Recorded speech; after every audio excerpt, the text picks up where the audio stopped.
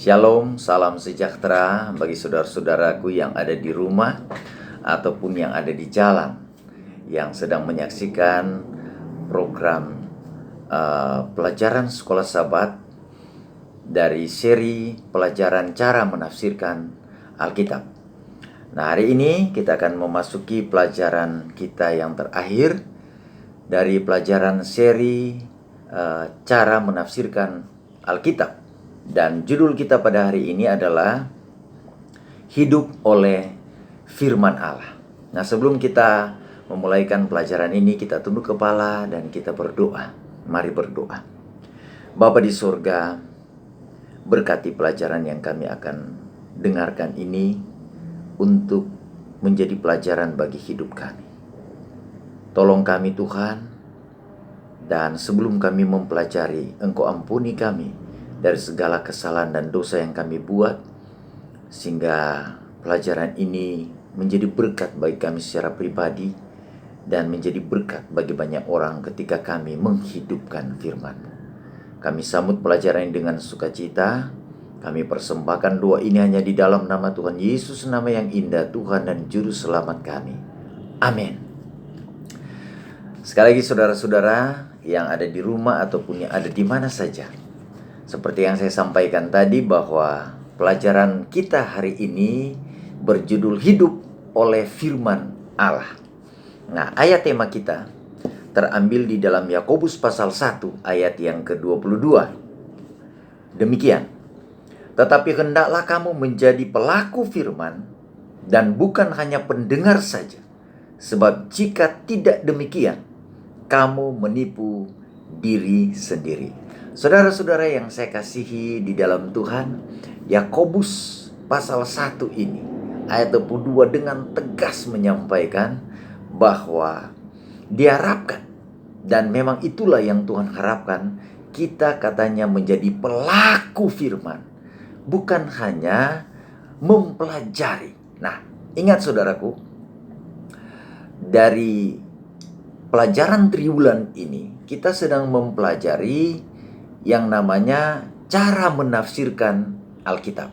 Itu berarti kita sedang berbicara tentang metode untuk mengerti atau menafsirkan Alkitab.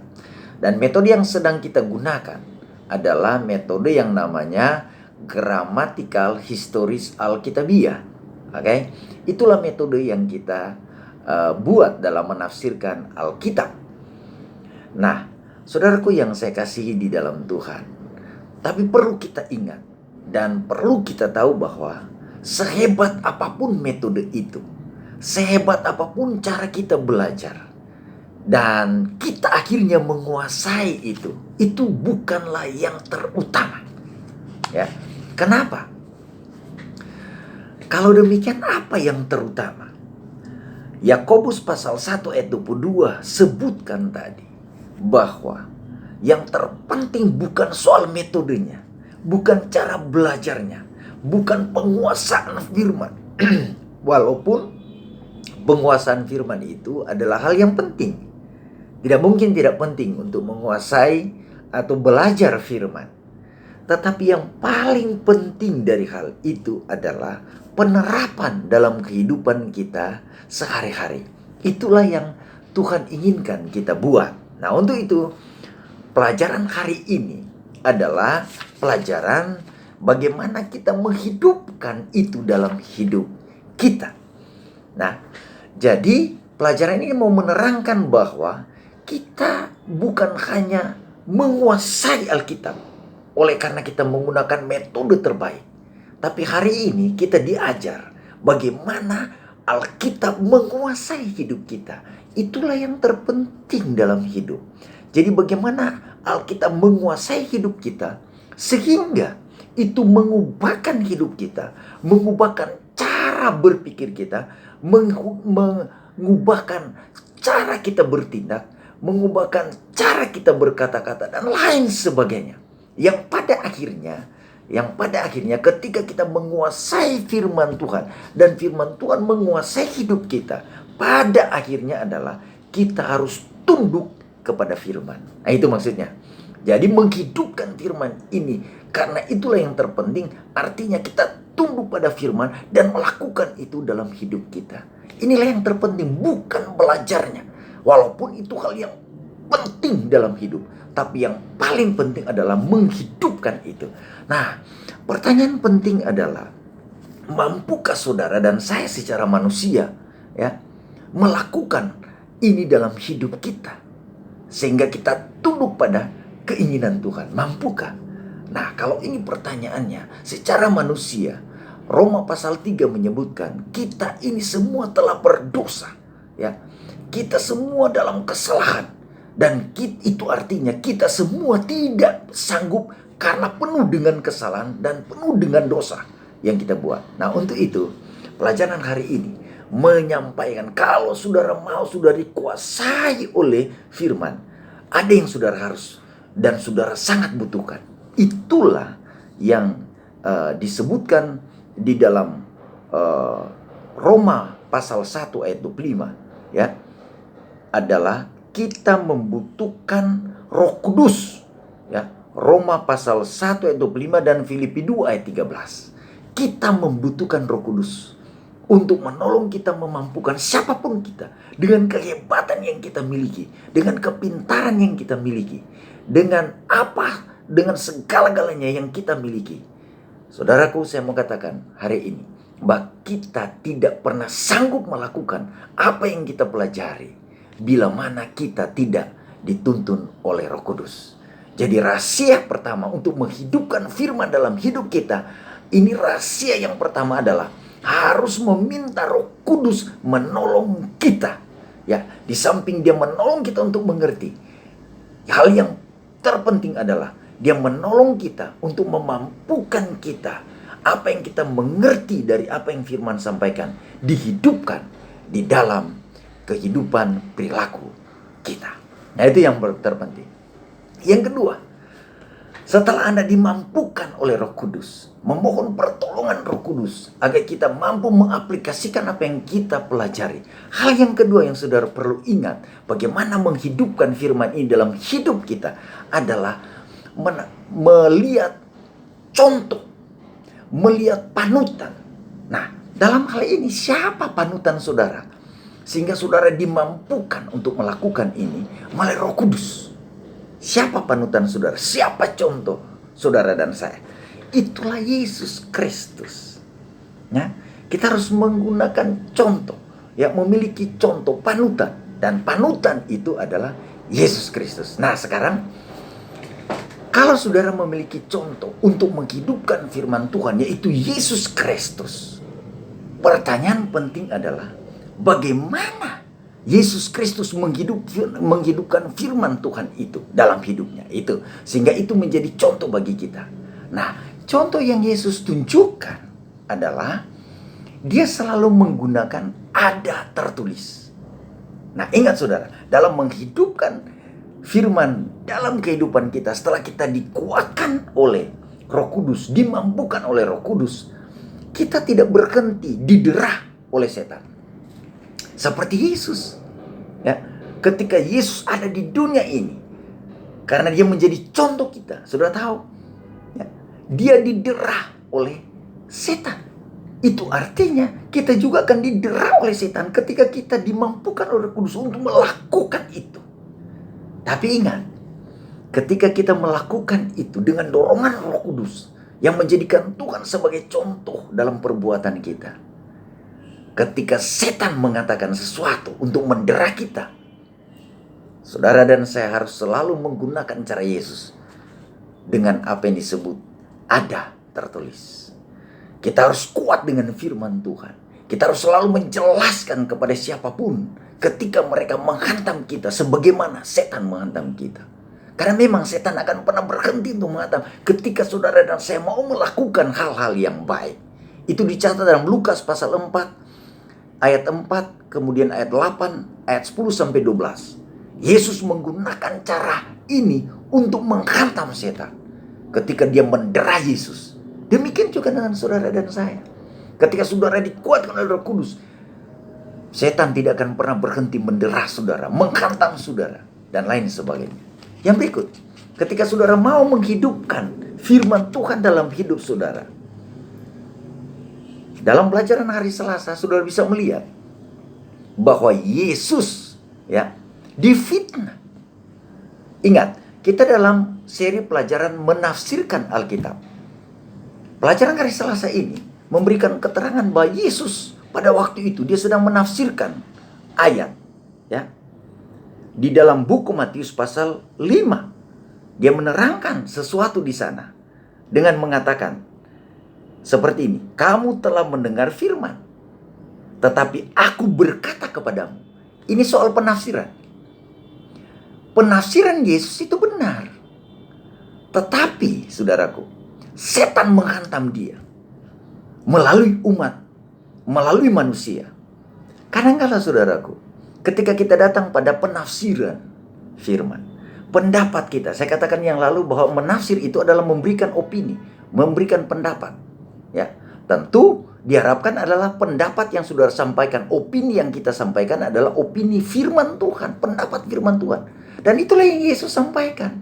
Dia menggunakan opininya, penafsirannya lewat firman. Itulah sebabnya dia selalu mengatakan firman Tuhan yang dicatat dalam perjanjian lama. Tidakkah kamu dengar apa yang Musa katakan? Itu yang Yesus katakan. Ya. Lalu dia membuat penafsiran, menyampaikan opininya sesuai dengan dasar Alkitabiah itu. Tapi mereka katakan bahwa Yesus sedang melampaui Alkitab. Ini fitnah. Saudaraku, ketika saudara menafsirkan sebuah ayat, ya, yang benar sekalipun, saudara tidak akan lepas dari derah yang namanya fitnah. Ya, mungkin saudara akan disebutkan orang, mungkin dia telah menambah firman itu. Mungkin orang akan mengatakan dia telah mengurang-urangi firman itu. Tapi hari ini saudaraku, saya mau sampaikan kepada saudara, jangan pernah putus asa untuk terus melakukan apa yang firman Tuhan sampaikan seperti Yesus. Ya. Walaupun dia difitnah, ya, tetapi dia tidak pernah berhenti untuk melakukan apa yang dia tahu dari firman. Demikian juga kita. Inilah contoh terbaik yang saudara harus lakukan. Harus saudara contohi, teladani dalam hidup kita untuk menghidupkan firman Tuhan itu. Lebih jauh, bagaimana cara kita menghidupkan firman Tuhan walaupun kita didera, difitnah oleh setan. Ya, biang keladinya adalah setan. Walaupun kita difitnah mungkin oleh orang secara langsung, tetapi sebenarnya biang keladinya adalah setan. Kita didera dengan hal-hal seperti itu. Ingat, kita jangan pernah putus asa. Kita harus terus mengambil waktu bersama Tuhan. Dalam saat teduh, pilihlah waktu terbaik saudara. Belajar terus firman Tuhan. Ya, sehingga walaupun kita dihantam oleh fitnahan, dihantam oleh hal-hal yang menyakitkan hati kita, oleh karena kita mau melakukan firman Tuhan, jangan putus asa. Teruslah melakukan firman Tuhan itu. Baca firman Tuhan, tambahkan pengetahuan-pengetahuan terus firman Tuhan, dan renungkan itu. Dan terus meminta Roh Kudus untuk memampukan saudara dan saya melakukan apa yang firman Tuhan inginkan. Sehingga saudara, benar-benar firman ini dihidupkan. Yang berikut, apa yang akan membuat hal agar firman ini dihidupkan dalam hidup saudara? Firman Tuhan menyebutkan di dalam Mazmur 119 ayat 11. Dalam hatiku aku menyimpan janjimu supaya aku jangan berdosa terhadap engkau. Apa yang maksudkan di sini? Ya, walaupun kita dihantam dan dihantam karena kita mau menghidupkan firman Tuhan dalam hidup kita, dalam perilaku kita, dalam tindakan kita, untuk menyaksikan Tuhan lewat perbuatan kita. Saudaraku, ya, untuk supaya saudara terus melakukan itu, di samping memiliki saat-saat yang teduh bersama Tuhan di dalam membaca firman, saudara ingat satu hal ini. Saudara harus seperti pemazmur, dia bilang, dalam hatiku aku menyimpan janjimu. Artinya kita perlu menghafal ayat-ayat ini, simpan dalam hati pikiran kita, taruh itu, sehingga ketika kita mendapat tantangan, ketika kita mendapat fitnahan, hinaan, caci maki dan lain sebagainya, saudara mengeluarkan firman itu dari hati saudara, dari pikiran saudara, dan sampaikan kepada orang yang sedang menghina saudara ataupun saya. Itulah yang terpenting. Sehingga saudaraku, harapan kita harapan saudara dan saya, apa yang firman sampaikan ini benar-benar kita boleh hidupkan. Apa yang penting dari menghafal ayat ini sebenarnya? Menghafal firman. Ada beberapa hal. Menghafal firman katanya itu berharga di dalam pikiran kita. Ya. Kita dapat akhirnya dikontrol oleh firman dalam berperilaku, dalam berkata-kata. Bila mana kita menghafal, hal yang berikut katanya, Alkitab secara langsung berpengaruh kuat pada pemikiran kita. Jadi pengaruh-pengaruh dari firman Tuhan akan membentuk pikiran kita bila mana kita menghafalnya. Kemudian akan mempengaruhi keputusan-keputusan kita bila mana kita menghafal firman Tuhan. Inilah kegunaan firman Tuhan yang ada dalam pikiran dan hati kita. Kemudian dikatakan, Alkitab ini bila mana kita menghafalnya, ya ada di dalam pikiran kita, maka Alkitab ini katanya akan mempengaruhi nilai serta pengaruh kuat dalam pikiran kita. Lihat, luar biasa. Itu akan menolong kita untuk menyembah Allah. Kemudian itu akan menolong kita menjalani kehidupan kita dengan penuh kesetiaan sesuai dengan firman Tuhan. Karena kita penuh dengan tantangan, penuh dengan hantaman. Jadi bagaimana kita mempertahankan untuk menghidupkan terus? Hafal firman Tuhan itu. Taruh katanya dalam pikiran kita. Sehingga ketika tantangan datang, kita tinggal mengeluarkan itu. Ya, menyampaikan itu kepada orang. Sehingga mereka boleh juga berubah. Ya, seperti yang Tuhan harapkan. Karena firman ada di dalam pikiran kita. Lebih jauh ketika kita menghafal katanya, itu akan jadi perlindungan yang luar biasa terhadap penipuan dan penafsiran-penafsiran yang salah. Jika kita menghafalnya. Kemudian jika kita menghafalnya katanya, itu menjadi kekuatan luar biasa untuk katanya, ya, untuk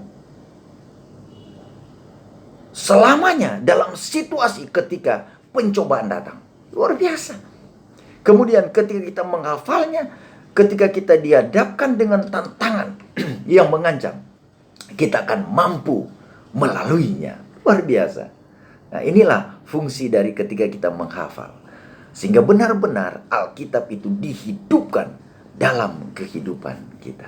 Saudaraku yang saya kasihi di dalam Tuhan, sesungguhnya ya, pelajaran yang penting dari firman Tuhan ini akan membentuk betul karakter hidup kita, sikap kita, perbuatan kita.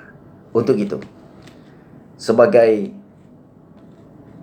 pelajaran kita yang terakhir, saya membaca dalam satu kutipan oleh Ellen G. White dalam buku The Upward Look, halaman 155.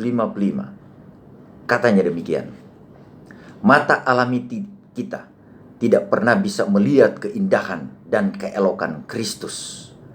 Pencerahan batin oleh Roh Kudus menyatakan kepada jiwa ketiadaan pengharapan yang benar dan keadaan tanpa daya, tanpa belas kasihan dan pengampunan dari penanggung semua dosa-dosa Kristus yang memampukan manusia untuk melihat belas kasihannya yang tak terbatas, kasihnya yang tak terukur, kebajikan dan kemuliaan. Kemudian dalam buku The Adventist Review and Sabbath Herald 8 April 1884 disebutkan, ayat-ayat Alkitab bahkan keseluruhan pasal dapat dihafal untuk diulangi ketika iblis datang dengan pencobaan, ketika iblis menuntun pikiran untuk memikirkan hal-hal duniawi dan sensual. Ia paling efektif dilawan dengan ada tertulis.